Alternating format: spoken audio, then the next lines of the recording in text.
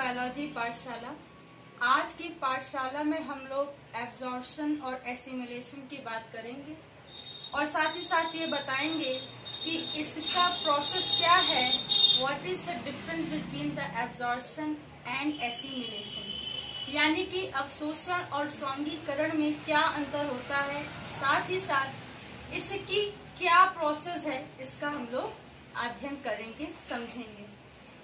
बच्चों, हमने हमेशा बताया है कि science is systematic body of knowledge. विज्ञान किसी विषय का क्रमबद्ध अध्ययन है। अगर यहाँ पे कोई भी चीज है, कोई भी फैक्ट है, तो उसकी बेसिक टर्मिनोलॉजी होती है और बायोलॉजी में, साइंस में इसकी टर्मिनोलॉजी का बहुत बड़ा मान होता है, मायने होते हैं। ठीक है, तो बिना बेसिक टर्मिनोलॉजी के कोई भी टॉपिक अधूरा होता है। ठीक है, उसकी कोई वैल्यू नहीं होती है। ठीक, बहुत सारी ऐसी चीजें होती है, ऐसा नहीं है कि बिना टर्मिनोलॉजी के कोई चीज पढ़ाई नहीं जा सकती, लेकिन अगर हम किसी चीज की टर्मिनोलॉजी को बताते हैं तो वो बेसिक कॉन्सेप्ट क्या होता है, क्लियर हो जाता है। ठीक, और सबसे बड़ी बात ये होती है कि जैसे कोई भी चीज है, कोई भी हम थ्योरी याद कर रहे हैं या कोई भी सब्जेक्ट याद कर रहे हैं, अगर हम उसे एक फ्लो डायग्राम के रूप में अपने मस्तिष्क में एक हम फ्लो चार्ट बना सकें, तो हमें लगता है कि कई सारी चीजें याद हो सकती हैं, समझी जा सकती। जैसे देखिए, ये कुछ इस तरीके का चार्ट है। This is the flow diagram of the mechanism और प्रोसेसिंग ऑफ डाइजेशन। ये पाचन की क्रियाविधि का एक क्या है, डायग्राम है। अगर हम दिमाग में याद रखें कि buccal cavity, oesophagus, stomach, duodenum, ileum, caecum, anus, तो हमें याद रहेगा हमेशा हमें ये चीज प्रोसेस याद रहेगा। जब हमें ये सिनेरियो याद रहेगा तो हमेशा हमें ये बात याद रहेगी कि बक्कल कैविटी में सलाइवा होता था, ईसोफेगस में निगलने का काम होता था, स्टोमक में पेरिस्टलेटिक वेव्स होती थी, ड्यूडेनम में आएंगे तो पेनक्रिएटिक और कहते बाइल जूस होंगे, उसका प्रोसेस होगा। इलियम में आते हैं तो कुछ एंजाइम होते हैं, कीमोट्रिप्सिन, ठीक है, ट्रिप्सिनोजन, ये सब तो सारे एंजाइम होते हैं। सीकम एक अवशेषी अंग है जो शाकाहारी जंतुओं में होता है, सेलुलोज का पाचन करता है। और एनएस में क्या होता है, पूरी प्रोसेस डाइजेशन की हो जाती है, अनडाइजेस्टेबल फूड क्या होता है, वो निकल जाता है। तो अगर इस प्रोसेस को हम याद रखेंगे तो हमें हमेशा याद रहेगा। इसीलिए हम हमेशा आप लोगों को बताते हैं कि आप फ्लो डायग्राम का बहुत यूज कीजिए। Flow diagram is not a simplification of any term, या इसका शॉर्ट टर्म नहीं होता है। फ्लो चार्ट तो ऐसा हथियार है जिसमें कई सारी चीजों को एक साथ इंक्लूड करके उस दिमाग में बैठाया जा सकता है और याद किया जा सकता है। तो इस बात को याद रखिए। चाहे आज हम ऑनलाइन पढ़ा रहे हैं, इससे पहले भी हर जगह, हर इंस्टीट्यूट में हम बताने की कोशिश करते हैं कि फ्लो चार्ट का क्या महत्व होता है। और इसे न कि सिर्फ बायोलॉजी में, इसे आप कहीं भी किसी भी सब्जेक्ट में यूज कर सकते हैं। आप हिंदी के जीवन परिचय में भी इसे यूज कर सकते हैं। ठीक, हम बच्चों को बताते हैं जब यूपी बोर्ड की तैयारी वो कर रहे होते हैं, तो लास्ट टाइम हम बताते हैं कभी कोई अगर क्वेश्चन छूट जाए तो आप इसे फ्लो चार्ट के माध्यम से बता सकते हैं, और बच्चे करते हैं, मार्क्स भी अच्छे लाते हैं। तो ये बहुत बड़ा एक की वर्ड है अच्छे मार्क्स लाने का, जिंदगी में अच्छे टर्म्स को, अच्छी चीजों को करने के लिए बहुत अच्छा है। तो इसे आप याद रखिए, हमेशा काम आएगा। अगर हम आज की बात करें तो देखिए कैसे आज का प्रोसेस होता है। हम हमेशा एक चीज बताते हैं सभी बच्चों को, चाहे मेरी ट्रेडिशनल क्लास हो, चाहे वो ऑनलाइन क्लास हो, एक चीज बताते हैं कि science is systematic body of knowledge, यानी कि विज्ञान किसी विषय का क्रमबद्ध अध्ययन होता है। अगर यहाँ पे कोई चीज है तो उसका क्या होता है, फंडामेंटल फैक्ट होता है, और बिना फंडामेंटल फैक्ट के या बिना लिटरली मीन के साइंस या बायोलॉजी की कल्पना करना कठिन होता है। हमने आपको हमेशा बताया है कि अगर ION आ जाता है तो प्रोसेस आ जाता है। आपको इस टर्म से इतनी हेल्प मिलेगी कि आप चाहे डाइजेशन पढ़े, रिप्रोडक्शन पढ़े, रेस्पिरेशन पढ़े, कुछ भी पढ़ेंगे, आपको दिमाग में सबसे पहले आएगा दैट इज द प्रोसेस। ठीक, ये क्या है, एक प्रोसेस है।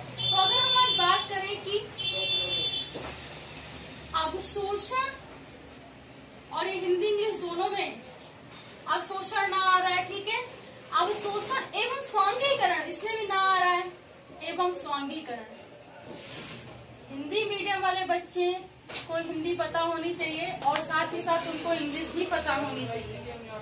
कल हम 12th क्लास का ओवरव्यू देने जा रहे हैं, तो उस ओवरव्यू में हम आप लोगों से एक बात जरूर कहेंगे कि जो भी 12th के बच्चे होंगे वो ये ध्यान रखें कि उनको आगे यूजी लेवल में जाना है और वहाँ पे जाने के लिए आपको दोनों टर्म्स आने चाहिए।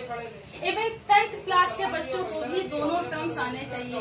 अगर आपसे कोई पूछ ले कि अवशोषण, तो अवशोषण तो पता है, लेकिन अगर कोई पूछ ले एब्जॉर्प्शन तो चलो ठीक है, सरल है। पर अगर आपसे पूछे स्वांगीकरण और एसिमिलेशन, तो पता चले कि एसिमिलेशन के चक्कर में आप लोग नहीं बता पाएंगे। तो कोशिश करो कि अगर वाकई में आप लोगों को अच्छी स्टडी करनी है, अच्छा काम करना है, तो आपको हिंदी और इंग्लिश दोनों पता होनी चाहिए, खासतौर से यूपी बोर्ड हिंदी मीडियम वाले बच्चों के लिए।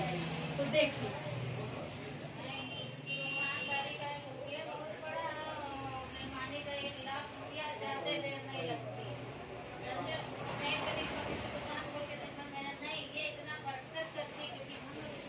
ठीक, अवशोषण एवं स्वांगीकरण या एब्जॉर्प्शन या एसिमिलेशन का जो प्रोसेस होता है वो क्या होता है। देखिए, जैसे ही डाइजेशन का प्रोसेस हुआ, बल्कि digestion during the digestion process क्या होता है कि जितने प्रोटीन्स हैं, विटामिन्स हैं, मिनरल्स हैं, कार्बोहाइड्रेट है, they all the nutrition fat is absorbed in a stomach and in a small intestine। यानी कि पाचन की क्रिया के दौरान ही जितने भी पोषक तत्व होते हैं वे सभी चाहे वो विटामिन हो, प्रोटीन हो, फैटी एसिड हो, कार्बोहाइड्रेट हो, मिनरल्स हो, जल हो, इन सब का स्टोमक और स्मॉल इंटेस्टाइन में क्या हो जाता है, एब्जॉर्प्शन। ये प्रोसेस क्या कहलाता है, अवशोषण। ठीक, हमने क्या बोला कि पाचन की क्रिया के दौरान ही, देखिए कैसे, वाटर, ठीक, वाटर, कार्बोहाइड्रेट, प्रोटीन, सिर्फ आपको समझाने के लिए हम पूरा लिख रहे हैं, नहीं तो हम इसको फॉर्मूले के हिसाब से लिखते हैं, WCPV, ठीक, विटामिन, ठीक, कार्बोहाइड्रेट, प्रोटीन, विटामिन, ठीक है, फैट्स, इन सब का अवशोषण, ये जो वाटर्स और मिनरल्स होते हैं ना बेटा, हिंदी में अगर इनको हम बात करें बेटा, तो वाटर एंड मिनरल्स का मतलब होता है जल एवं खनिज लवण। इनका जो अवशोषण होता है वो हमारा होता है अमाशय में, यानी कि स्टोमक में। कहाँ होता है, स्टोमक में। इसे क्या बोलते हैं, अमाशय। क्या बोलते हैं, अमाशय, यानी कि पेट, ठीक है।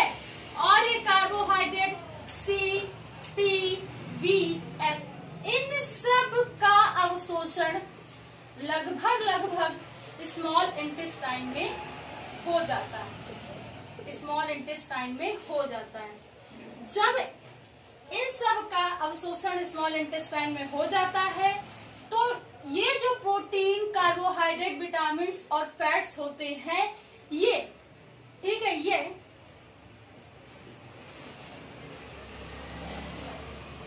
ब्लड सेल्स में जाकर क्या हो जाते हैं, डिफ्यूज हो जाते हैं और पूरी बॉडी की सेल्स में चले जाते हैं। जहां इसको जरूरत होती है, जहां नेसेसिटी होती है, वहां ये चले जाते हैं। सारी सेल्स में ये क्या होता है, ब्लड के माध्यम से क्या होता है, ट्रांसपोर्टेशन हो जाता है।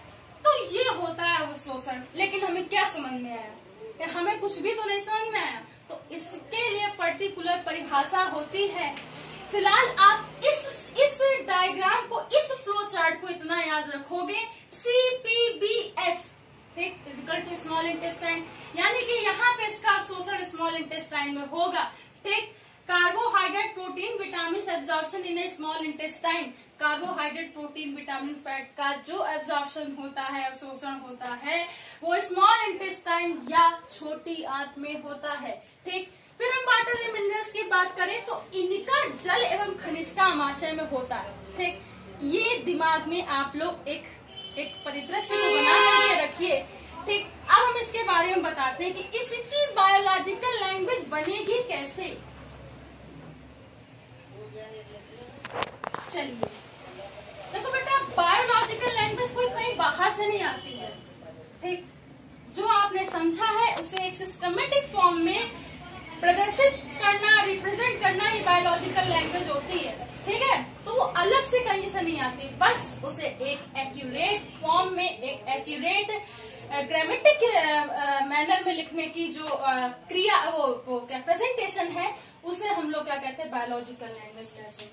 तो हम सबसे पहले लिखेंगे कि अवशोषण की क्रिया में, in the process of observation, अवशोषण की क्रिया में कार्बोहाइड्रेट, अब देखो हम ऐसे लिखें, कार्बोहाइड्रेट, प्रोटीन, विटामिन, फैट आदि का अवशोषण स्मॉल इंटेस्टाइन में होता है। स्मॉल इंटेस्टाइन में होता है। सबसे पहले क्या लिखोगे कि अवशोषण की क्रिया में the process of observation carbohydrate, protein, vitamin, fat absorption in a small intestine, यानी कि कार्बोहाइड्रेट, प्रोटीन, विटामिन, फैट का अवशोषण स्मॉल इंटेस्टाइन में होता है, तथा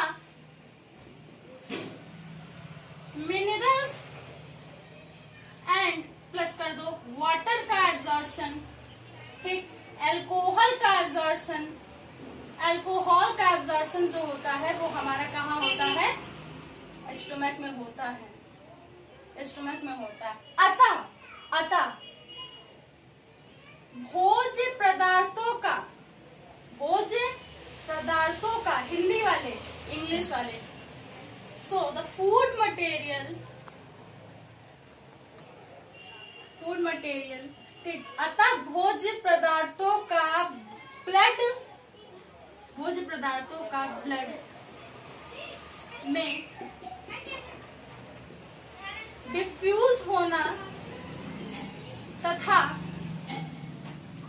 सारी सेल में एब्जॉर्ब होने की क्रिया क्या कहलाती है, एब्जॉर्प्शन कहलाती है, एब्जॉर्प्शन कहलाती है। ठीक, तो क्या लिखें, इतनी परिभाषा आप लोग क्या लिखोगे, इसमें लिखोगे कि कार्बोहाइड्रेट, प्रोटीन, विटामिन का अवशोषण स्मॉल इंटेस्टाइन में होता है तथा मिनरल्स, वाटर, अल्कोहल का अवशोषण स्टोमक में ही हो जाता है। इन भोज्य पदार्थों का ब्लड सेल में डिफ्यूज होने की क्रिया तथा ब्लड सेल के माध्यम से सारी कोशिकाओं को एब्जॉर्ब करने की क्रिया एब्जॉर्प्शन कहलाती है। ठीक, इतनी बात लिखोगे। ठीक है, बात समझ में आ गई। तो इस तरीके से कुछ लिखेंगे। ठीक, उसके बाद का जो प्रोसेस होता है, बात समझ में आ गई, सिंपल है कि कार्बोहाइड्रेट, प्रोटीन, विटामिन, फैट का स्मॉल इंटेस्टाइन में एब्जॉर्प्शन होता है, मिनरल्स, वाटर, अल्कोहल, ठीक, उनका क्या होगा, और कुछ एलिमेंट्स होते हैं, ठीक, उनका स्टोमक में होता है। तो फूड मटेरियल का ब्लड सेल्स में डिफ्यूज होने का प्रोसेस और उसके बाद सारी सेल्स में जाने की जो पूरा प्रोसेस या क्रिया होती है, that process is known as the absorption. ठीक है, अब आगे बढ़ते हैं। अब इसके एब्जॉर्प्शन की हमने परिभाषा समझ ली। अब हम बात करेंगे कि कैसे कैसे एब्जॉर्प्शन होता है different type of nutrition elements का। ठीक है, तो सबसे पहले बात करेंगे नंबर 1। ठीक, फिर हम लोग बात करेंगे कार्बोहाइड्रेट। अगर हम कार्बोहाइड्रेट की बात करें तो इसका जो एब्जॉर्प्शन होता है स्मॉल इंटेस्टाइन में होता है। इसका जो एब्जॉर्प्शन होता है कहाँ होता है, स्मॉल इंटेस्टाइन में होता है। ठीक है, एब्जॉर्प्शन में लिख दिया। तो कार्बोहाइड्रेट का एब्जॉर्प्शन कहाँ होता है, स्मॉल इंटेस्टाइन में। ठीक, और इसके एब्जॉर्प्शन के फलस्वरूप हमें क्या मिलेगा, देखिए, गैलेक्टोज, जाइलोज, ओ है बेटा, ठीक है, जाइलोज और इतनी चीजें हमें एब्जॉर्प्शन के बाद मिलेंगी। तो जब कार्बोहाइड्रेट का एब्जॉर्प्शन होगा तो वो स्मॉल इंटेस्टाइन में होगा, उससे क्या मिलेगा, गैलेक्टोज, जाइलोज और ग्लूकोज। ठीक, उसके बाद अगर हम दूसरे की बात ठीक, सबसे पहले प्रोटीन की बात करते हैं, ठीक है, एक एक चीजें आराम से लेते चलेंगे।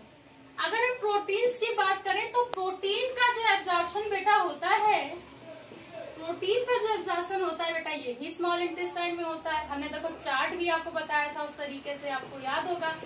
ये स्मॉल इंटेस्टाइन में होता है, यानी कि छोटी आंत में होता है। ठीक, जब ये प्रोटीन का एब्जॉर्प्शन होता है तो ठीक ये बेटा एमिनो एसिड के रूप में होता है। ठीक, और ये एमिनो एसिड ब्लड सेल्स के माध्यम से विभिन्न सेल्स में पहुंचा दिए जाते हैं। ठीक है, तो ये जो एमिनो एसिड होंगे, जो भी एब्जॉर्ब होंगे, वो ब्लड सेल्स के माध्यम से पूरी बॉडी में पहुंचा दिए जाते हैं, पूरी बॉडी की सेल्स में पहुंचा दिए जाते हैं। तो प्रोटीन्स का एब्जॉर्बेशन स्मॉल इंटेस्टाइन में होता है और इसका प्रोडक्ट बनेगा अमीनो एसिड, और ये ब्लड सेल्स के माध्यम से पूरी बॉडी सेल्स में पहुंचा दिए जाते हैं। ठीक, अगर हम तीसरे की बात करें विटामिन की, आप आएगा, देखिए कोशिश करते हैं यहाँ जाए। ठीक है, विटामिन की, तो बेटा ये जो विटामिन होता है, देखिए बेटा इसका भी एब्जॉर्प्शन, अगर फ्लो चार्ट याद हो, इसका भी एब्जॉर्प्शन कहाँ होगा? स्मॉल इंटेस्टाइन में। जब बेटा इसका एब्जॉर्प्शन स्मॉल इंटेस्टाइन या छोटी आंत में होता है, विटामिन, ठीक, सारे विटामिन का जब एब्जॉर्प्शन होता है स्मॉल इंटेस्टाइन में होता है, और इसमें म्यूकस मेम्ब्रेन से म्यूकस का सेक्रेशन होता है। देखिए हमें थोड़ा सा रब करना पड़ेगा, ठीक है, क्योंकि आ नहीं पा रहा है और है अच्छा टॉपिक, तो हम इसीलिए ऊपर बता दे रहे हैं ताकि आप अच्छे से समझ लो। देखिए विटामिन की अगर हम बात करें, विटामिन की बात करें बेटा, जो एसेंशियल फॉर लाइफ होते हैं, जीवन के लिए आवश्यक होते हैं, तो इनका जो एब्जॉर्प्शन होगा, हमने बताया कि एब्जॉर्प्शन जो होता है स्मॉल इंटेस्टाइन में होता है। स्मॉल इंटेस्टाइन मतलब छोटी आंत में, और यहाँ पे क्या होता है, म्यूकस मेम्ब्रेन से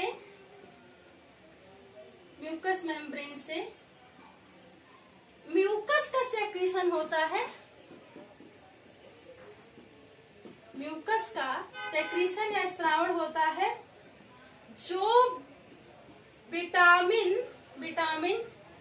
बी कॉम्प्लेक्स के एब्जॉर्प्शन में बहुत सहायता करता है। क्या बात समझ में आई? देखिए हमने इसको भी तो आगे फ्लो चार्ट में बताने की कोशिश की। अब इसे क्या हम लिख नहीं सकते हैं? कैसे लिखेंगे? विटामिन का एब्जॉर्प्शन स्मॉल इंटेस्टाइन अर्थात छोटी आंत में होता है, और इसमें म्यूकस मेम्ब्रेन के द्वारा म्यूकस सेक्रेशन होता है, जो विटामिन बी कॉम्प्लेक्स के लिए आवश्यक होता है। विटामिन बी कॉम्प्लेक्स शरीर की वृद्धि के लिए आवश्यक होता है। तो 4 बी कॉम्प्लेक्स के बारे में अगर आप बता सकते हैं तो बता दीजिए, B6 के बारे में बता दीजिए, B12 के बारे में बता दीजिए, B3 के बारे में बता दीजिए। अगर आप B6, B12 के बारे में बता देंगे कि इसकी कमी से एनीमिया होता है, अर्थात बी कॉम्प्लेक्स हमारे पूरी फंक्शन के लिए, ठीक है, और इम्यूनिटी के लिए आवश्यक होता है, तो आपका ये जो पोर्शन है कंप्लीट हो जाएगा। तो विटामिन में एब्जॉर्प्शन स्मॉल इंटेस्टाइन में होता है, म्यूकस मेम्ब्रेन द्वारा म्यूकस सेक्रेशन होता है, और बी कॉम्प्लेक्स का एब्जॉर्बेशन होता है। उसके अगर बात करें, तो अगर हम बात करें बेटा, देखिए इस तरीके से अगर हम लिखते हैं, वाटर एंड मिनरल्स, ठीक, वाटर, मिनरल्स और एल्कोहल एक साथ लिख देते हैं। एल्कोहल, इन सब का,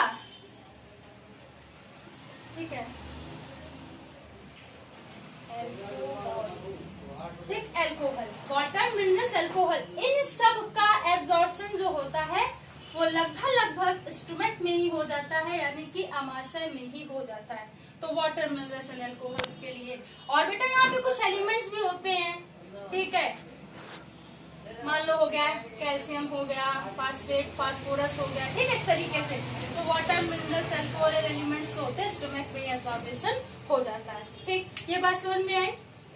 उसके बाद अब हम बात करेंगे एसिमिलेशन की। ठीक,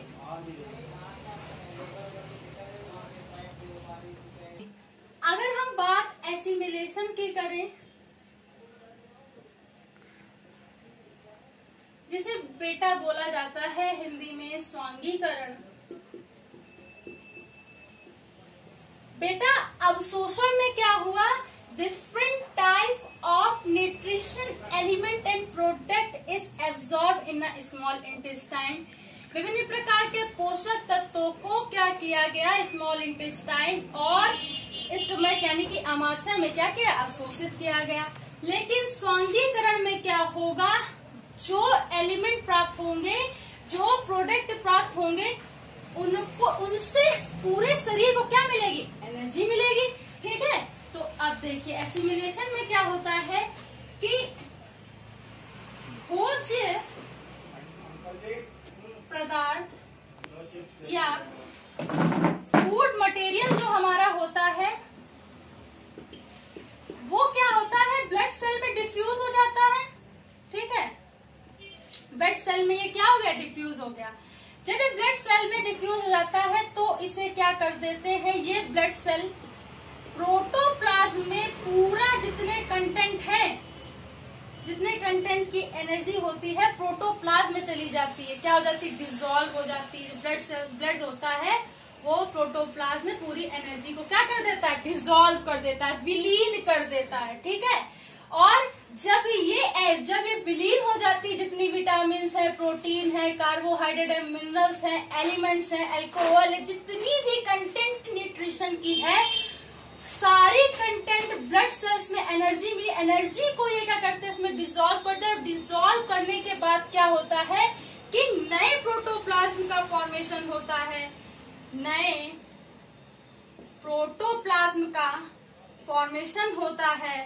ठीक, इस पूरे प्रोसेस को एसिमिलेशन या स्वांगीकरण कहते हैं, जिसके फलस्वरूप क्या होता है कि कई प्रोडक्ट होते हैं। ठीक है, उन प्रोडक्ट्सों से डिफरेंट टाइप की एनर्जी मिलती है और वही एनर्जी ग्रोथ एंड डेवलपमेंट के लिए रिक्वायरमेंट होती है, एसेंशियल होती है, उसी से पूरी क्या होती है, मेटाबॉलिक एक्टिविटी होती है और पूरा शरीर चलता है। क्या भोज्य पदार्थों में जो फूड मटेरियल होता है वो ब्लड सेल्स में गया, ब्लड सेल्स से ये जितना भी कंटेंट होता है वो यहाँ प्रोटोप्लाज्म डिसॉल्व होता है, जिससे नए प्रोटोप्लाज्म का फॉर्मेशन होता है। इससे एनर्जी कंटेंट होती है अलग अलग प्रोडक्ट के रूप में, और ये एनर्जी पूरे शरीर को क्या करती है, उसकी मेटाबॉलिक एक्टिविटी, उसके ग्रोथ एंड डेवलपमेंट के लिए काम में आती है। That process is known as the assimilation, यानी भोज्य पदार्थों का ब्लड सेल में ठीक डिफ्यूज होना और डिफ्यूज के फलस्वरूप प्रोटोप्लाज्म विलीन होने की क्रिया। नहीं, ऐसे देखिए, भोज्य पदार्थों का फूड मटेरियल का ब्लड सेल्स में ठीक है डिफ्यूज होना और प्रोटोप्लाज्म विलीन होना, जिसके फलस्वरूप नए प्रोटोप्लाज्म का निर्माण होता है। इस तरीके से सभी प्रकार के न्यूट्रिशन तत्वों से, सभी प्रकार के पोषक तत्वों से एनर्जी प्राप्त होती है, जो जीव शरीर की वृद्धि के लिए आवश्यक होती। इस संपूर्ण क्रिया को स्वांगीकरण या एसिमिलेशन कहते हैं। ठीक, इसे आप याद रखिएगा। ठीक है, बिल्कुल इसी तरीके से याद रखिएगा। भोज्य पदार्थ, ब्लड सेल, प्रोटोप्लाज्म डिसॉल्व, नया प्रोटोप्लाज्म मिलेगा। ठीक, उससे क्या होगी, एनर्जी मिलेगी। और ये एनर्जी किससे मिलेगी, विभिन्न प्रकार के जितने भी प्रोडक्ट हैं। अब ये प्रोडक्ट कैसे है, न्यूट्रिशन, कैसे न्यूट्रिशनल प्रोडक्ट, यानी कि वही प्रोटीन, विटामिन, कार्बोहाइड्रेट, मिनरल्स, इन सब से एनर्जी मिलेगी। देखिए कैसे मिलती है, इसको रब कर देती हूँ। ठीक, देखिए हमने कहा कार्बोहाइड्रेट,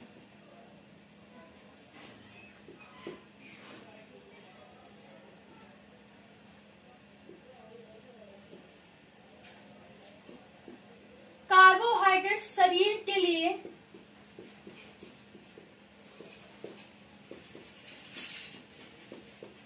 आवश्यक होता है। पहली बात तो आवश्यक पोषक प्रोडक्ट है या आवश्यक पोषक तत्व है। ठीक है, के लिए आवश्यक पोषक तत्व है। ठीक है, इससे एनर्जी प्राप्त होती है या कार्बोहाइड्रेट से से एनर्जी प्राप्त होती है। ठीक है, ठीक है। कई सारे एलिमेंट्स की रिक्वायरमेंट पूरी होती है। ठीक है, CHO। ठीक है, इन सब की क्या होती है, एनर्जी से प्राप्त होती है। उसके बाद अगर हम दूसरी बात करें, अगर हम विटामिन की बात करें, ठीक, इन विटामिन से क्या होता है कि सारे प्रकार के विटामिन जो होते हैं इनसे भी हमें एनर्जी प्राप्त होती है। ठीक है, ये जो विटामिन होते हैं शरीर के लिए आवश्यक होते हैं, शरीर के लिए आवश्यक होते हैं। ये तो आप लिखेंगे ही। ठीक है, आप इतना लिखना पड़ेगा। ठीक, उसके बाद आप ये पॉइंट लिखेंगे, चाहे तो आप लिख सकते हैं। ठीक है, कि इनका जो स्टोर है वो हमारा लीवर में होता है। लीवर में क्या होता है, स्टोरेज होता है। Growth and development, growth and development के लिए आवश्यक होते हैं, आवश्यक होते हैं। तो विटामिन क्या करें, विटामिन शरीर के लिए आवश्यक है, लीवर में स्टोरेज होते हैं, संचरण होता है या संचय होता है। ठीक है, ग्रोथ और डेवलपमेंट के लिए आवश्यक होते हैं। ठीक, उसके बाद बात करते हैं, इसको रब कर देते हैं। ठीक है, इसको भी रब कर देते हैं ताकि और आ जाए। उसके बाद बेटा अगर हम प्रोटीन की बात करें, प्रोटीन्स की बात करें, तो प्रोटीन्स जो होते हैं ये अमीनो एसिड, ठीक, यहीं पे लिख दे रहे हैं, DNA, RNA के रूप में, ठीक, फॉर्म होता है, के रूप में फॉर्म होता है या फॉर्मेशन होता है, बनता है। ठीक है, और इनका काम क्या होता है कि ये जो प्रोटीन होते हैं बॉडी बिल्डिंग सब्सटेंसेस होते हैं, यानी शरीर का ढांचा बनाने के लिए प्रोटीन का बहुत बड़ा रोल होता है। और अमीनो एसिड DNA RNA के लिए काम करते हैं। ठीक है, पूरे शरीर में, ठीक, क्योंकि बॉडी बिल्डिंग सब्सटेंस, तो पूरे शरीर के एक ढांचे या स्ट्रक्चर के फॉर्मेशन के लिए इनका बहुत बड़ा रोल होता है। तो ये इसके काम होते हैं। उसके बाद अगर हम बात करें इस तरीके से, वाटर,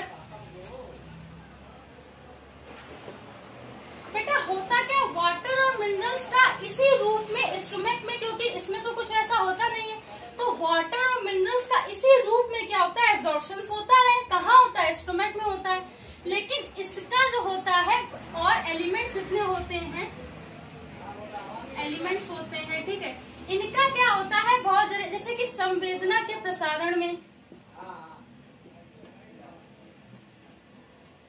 ठीक है, हृदय के स्पंदन में, ठीक, हृदय के स्पंदन में, ब्लड क्लॉटिंग में, रक्त जमने की क्रिया में, जमने की क्रिया में, इन सब में इसका बहुत रोल होता है।